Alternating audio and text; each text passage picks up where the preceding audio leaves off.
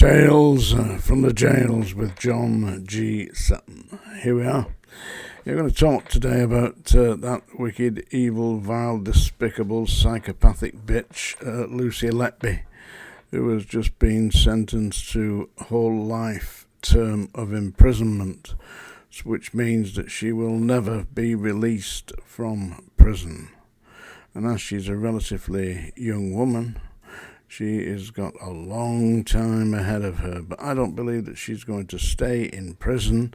I believe that she's going to be removed to a psychiatric hospital for the criminally insane, because quite obviously what she did was an act of utter insanity. Although the judge said there are no mitigating circumstances in these offences, no mitigating at all, so she can't fall back on the argument that she was insane. And the cowardice that she's displayed in failing to stand up in the dock and receive her sentence direct is a clear indication of what you're dealing with that despicable excuse for a human being. And it is despicable. I mean, she didn't just murder 7 children, she disabled a number of children by attempting to kill them, failing to kill them, but seriously damaged them, neurological damage that they will never overcome during their entire lives. And imagine how the parents must feel about that. And imagine being the parent of one of the children that she's killed. And one set of parents had 2 children killed, didn't they? Because there were 2 of triplets. 2 were killed. She killed them, Lucy Letby. So she's off to prison now, and she'll remain there indefinitely. But I believe that she'll get transferred to a institution for the criminally insane, probably Broadmoor, possibly Rampton, and I do believe that that's where she will remain. But she'll be drugged out of it eventually, because this is assuming that she doesn't get murdered in prison, because she is definitely going to be a big target. Yeah.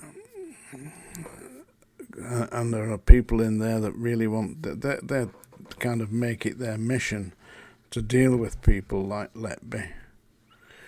So I expect that she's going to be under strong watch and guard for a period of time until she settles into the system. But I believe that she will be sectioned and removed to a unit for the criminally insane. I believe that's what's going to happen. But we shall see as time passes. In the meantime, it'll be all over the news during the next 24 hours about the nature of her offences.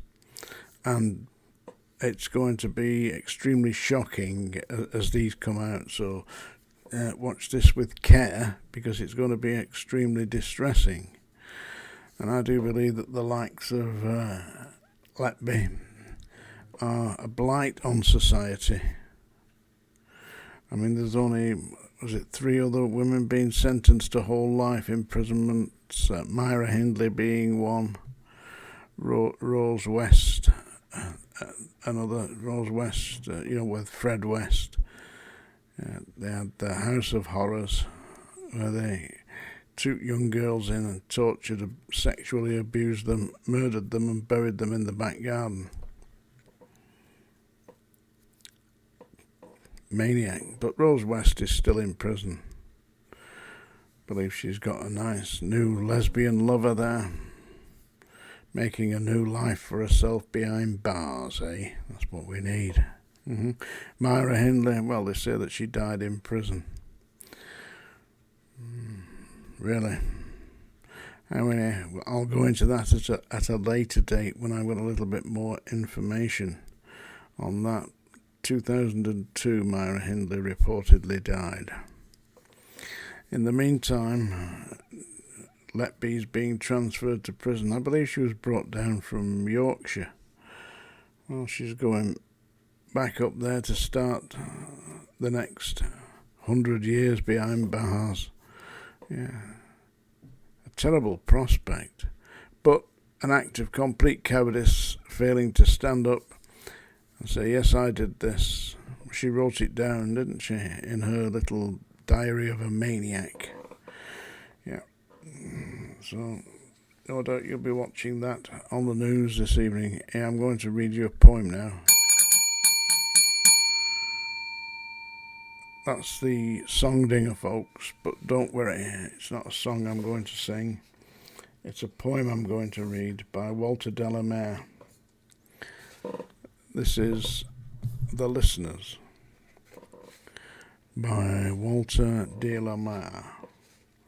Is there anybody there? Said the traveller, knocking on the moonlit door, and his horse in the silence chomped the grasses of the forest's ferny floor, and a bird flew up out of the turret above the traveller's head, and he smote upon the door again a second time.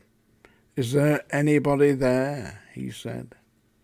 But no one descended to the traveller, nor heard from the leaf-fringed sill, leaned over and looked into his grey eyes, where he stood perplexed and still, but only a host of phantom listeners that dwell in the house alone, stood listening in the quiet of the moonlight to the voice from the world of men.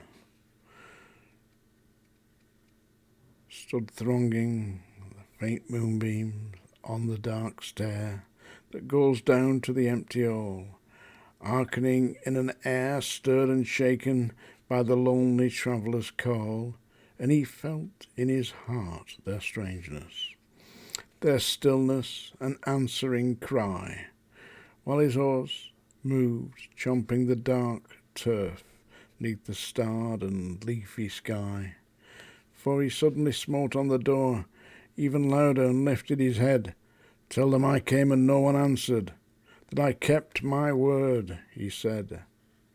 Never the least stir made the listeners, though every word he spake fell echoing through the shadowiness of the still house from the one man left awake, as they heard his feet on the stirrup, and the sound of iron on stone, and how the silence surged softly backwards when the plunging hoofs were gone. The Listeners by Walter Delamere. Tales from the Jails. Do like and subscribe.